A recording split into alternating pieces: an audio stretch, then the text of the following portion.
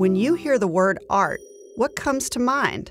A painting, like the Mona Lisa, or a famous sculpture, or a building?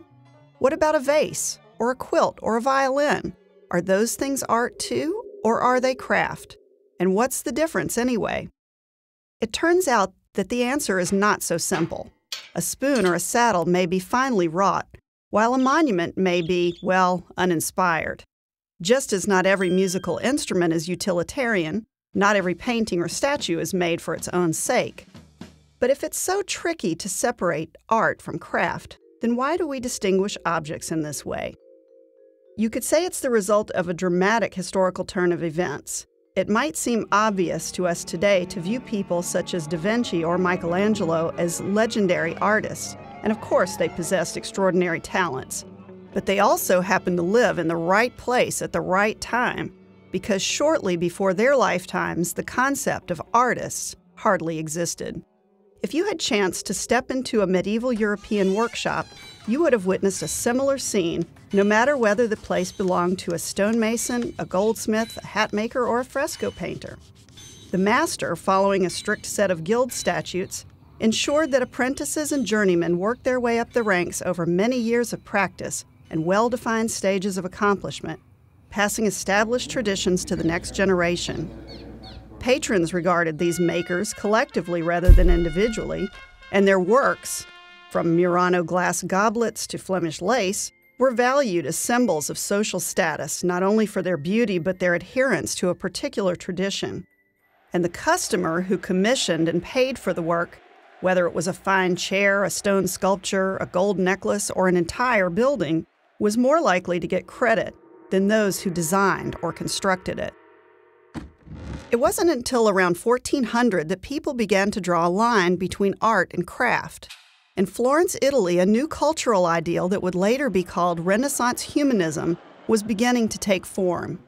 Florentine intellectuals began to spread the idea of reformulating classical Greek and Roman works while placing greater value on individual creativity than collective production. A few brave painters who for many centuries had been paid by the square foot successfully petitioned their patrons to pay them on the basis of merit instead. Within a single generation, people's attitudes about objects and their makers would shift dramatically, such that in 1550, Giorgio Vasari, not incidentally a friend of Michelangelo, published an influential book called Lives of the Most Excellent Painters, Sculptors, and Architects, elevating these types of creators to rock star status by sharing juicy biographical details. In the mind of the public, painting, sculpture, and architecture were now considered art, and their makers creative masterminds, artists.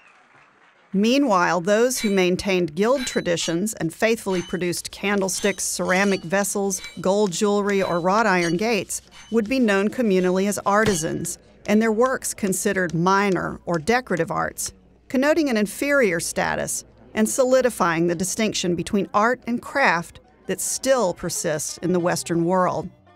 So, if we consider a painting by Rembrandt or Picasso art, then where does that leave an African mask, a Chinese porcelain vase, a Navajo rug? It turns out that in the history of art, the value placed on innovation is the exception rather than the rule. In many cultures of the world, the distinction between art and craft has never existed. In fact, some works that might be considered craft, a Peruvian rug, a Ming Dynasty vase, a totem pole, are considered the culture's preeminent visual forms. When art historians of the 19th century saw that the art of some non-Western cultures did not change for thousands of years, they classified the works as primitive, suggesting that their makers were incapable of innovating and therefore were not really artists. What they didn't realize was that these makers were not seeking to innovate at all. The value of their works lay precisely in preserving visual traditions rather than in changing them. In the last few decades, works such as quilts, ceramics, and wood carvings have become more prominently included in art history textbooks and displayed in museums alongside paintings and sculpture. So maybe it's time to dispense with vague terms like art and craft in favor of a word like visual arts that encompasses a wider array of aesthetic production. After all, if our appreciation of objects and their makers is so conditioned by our culture and history, then art and its definition are truly in the eye of the beholder.